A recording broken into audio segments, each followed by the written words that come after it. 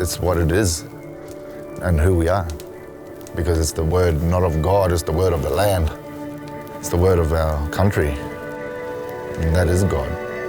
You know, this is our heaven. And we're treating it like hell.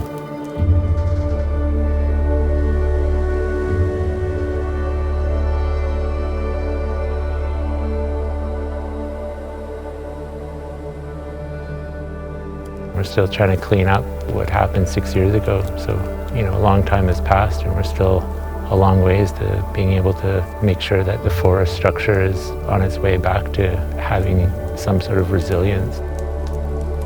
It will take years for this to get back. To be more accurate, it'll probably take lifetimes before people will see the original forest and true identity of this landscape. This is the Yunesit'in fire management program, and for the most part, I'm here to lead some of the efforts in trying to pilot fire burning on the land. My name is Russell Myers-Ross. I'm from Yunesit'in, and yeah, this is the community my mother was born in. The fire helped grow them too, sprout them back again. Because at home, when we burn them, we bring up the trees. It's part of that restoring process. How was it having Victor back after 4 years? Like really awe-inspiring, like the things he is able to show or share. We try to take as much of it to heart. When we talk and fire does what we say, then the country's saying, yeah, that's right. So your country is the one that has the last word. Yeah. Oh, the grasses come back, the animals come back. So your country is the teacher. You came here first in 2018. Oh, when I heard that this place had a really bad wildfire like we do in Australia that destroyed thousands of hectares of beautiful landscapes and animals and destroyed homes and people's lives, I knew that there was importance to come and share knowledge around the topic of Indigenous fire management and our relationships with the country in so many ways. And so what I'm doing with you is just put in indicators to help you revive that knowledge back from the land again, see? And get it back from country. My name's Victor Stephenson. I'm a Takalaka descendant on my mother's side from the Gulf country in far north Queensland in Australia. Good to be back in Yunesit'in again in Canada. It's good coming back to the community and seeing where people are now burning and just doing that freely without any stress or bother. People walking through, taking care of the country, burning more frequently because you'll burn all through the community. That's a change since I come back last time, and that's a really good thing. Pleased to meet you. Victor. Yeah, Victor. I teach Indigenous fire all over in Australia, yeah. So coming here, I'm sort of learning all the trees here and helping to share knowledge, and it's really, really important, yeah. So it starts off with doing workshops and getting the community out on country and to demonstrate when talking about our similarities and giving people that right lens. We always got to look after our soil, make sure we've got moisture in the soil. Then we know that when we're burning that vegetation that don't come from this country, that soil is going to be protected. So guaranteed, if we dig into the soil, we're going to have moist soil. And that is what will protect the seed bank and protect the soil quality. He doesn't leave anything just to like pure theory. If you look carefully, see the green still there?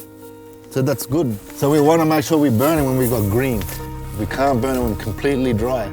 It's like you have to be there to see it, to believe it, and you got to try it as well for yourself to learn it. So we want to be able to make our fire front gentle. So now this is the front. It's going to go this way against the wind, and you can see the flame is going back against itself and onto the black. You can share similarities in parts of the land to like from the trees, the soils, wind activity, to what the fire does on our land. What we're really trying to hit is that people can speed up the growth of forests and put the right structures back. You cover everything with the right fire.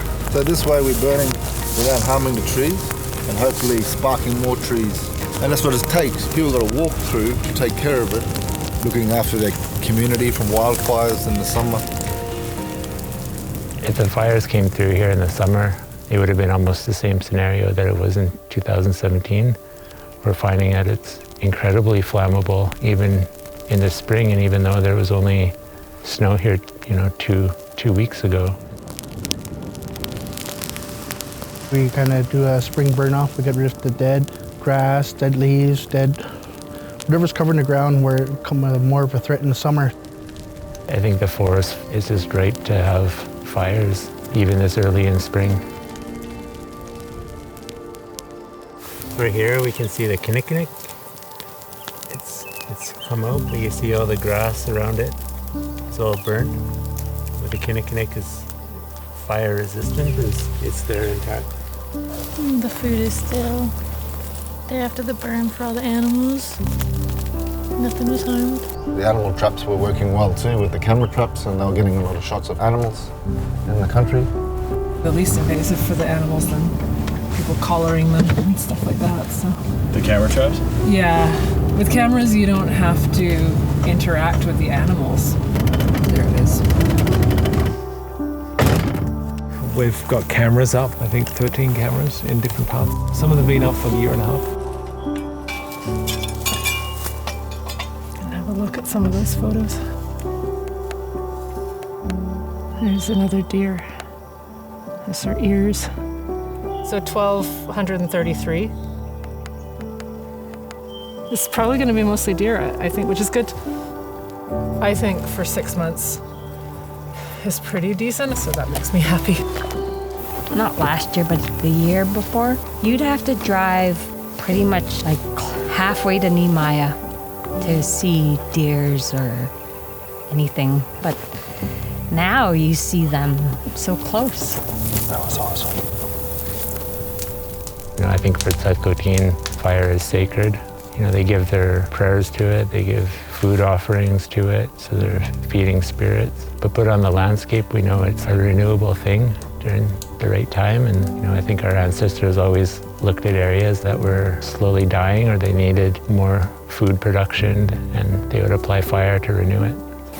What you guys are doing are called Gwaken. Wakken, Gwaken. wakken, Ken. ken, Ken. ken. Wakken, Yeah. wakken. Yeah.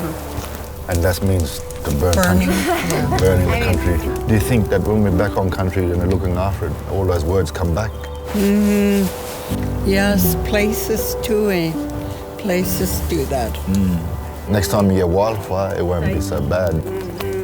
Guarantee. There's a mix of feelings where people weren't that afraid, you know, people that felt that the land needs it. There's also people that have high anxiety about what happened in 2017 and are living through that trauma, so they feel an anxiousness if fires are kind of continuing to smolder in the community. And how old was your daughter when, like, because you said she gets anxious? 2017, so she was 9. So we have a house full of 13, hey, so me, my sister, my brother, and my dad, we all went firefighting. My mom and my 4 kids, they got evacuated to PG. My grandma went with the elders down to Abbotsford, and then my grandpa was in Kamloops. Wow, so you're all split up. Yeah. And the air in Kamloops, I remember that year, everyone was bad, eh?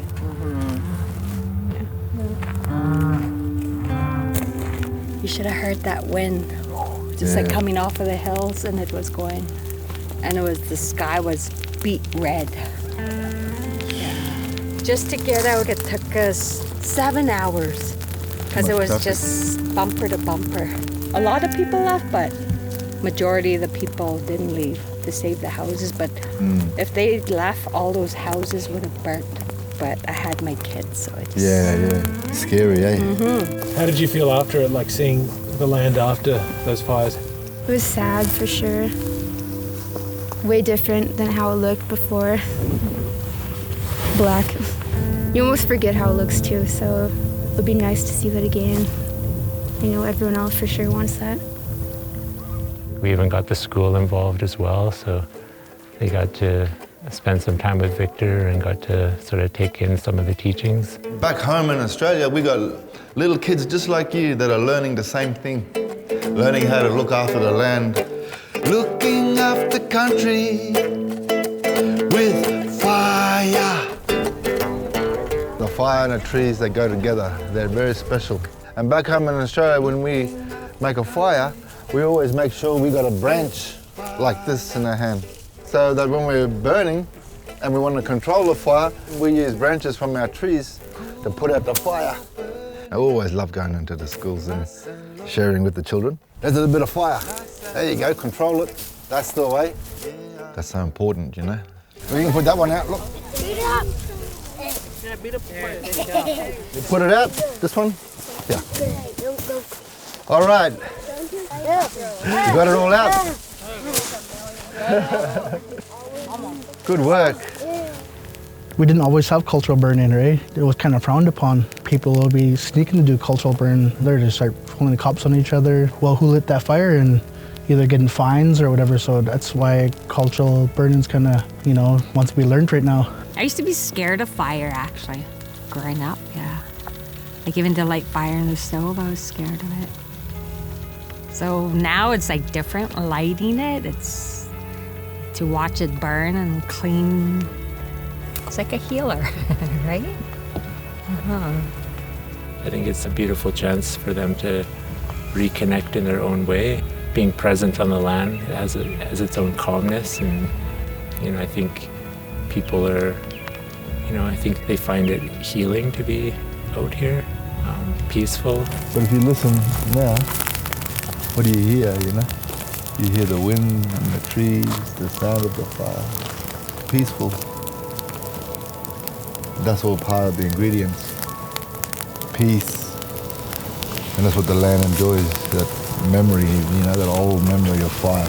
You're helping the land and you're helping the future generation, like your kids and your grandkids. And nice for you or your children, where kids are born in a world seeing people walking through the land, lighting fires. They're real gentle, just looking after country. Now the kids, they can say, oh, you know, in 2023, 5-year-old witnessing the family walking up around the community, burning around the community. You know, that's a big achievement already, like there. And that's such an important thing because that's that passing down of knowledge through generations that needs to come back rather than only just being stories before. And that wasn't long ago, you know, where it was just a story. Well, now they're burning free again and they're not getting put in jail. And the kids are seeing it. And it's about culture, it's about putting the fire back on the country, it's about caring for the land. So this is really good to see. 1, 2, 3. Hey-o. Safe travels home. Yeah, thank you. We'll see you next time, eh? Yeah.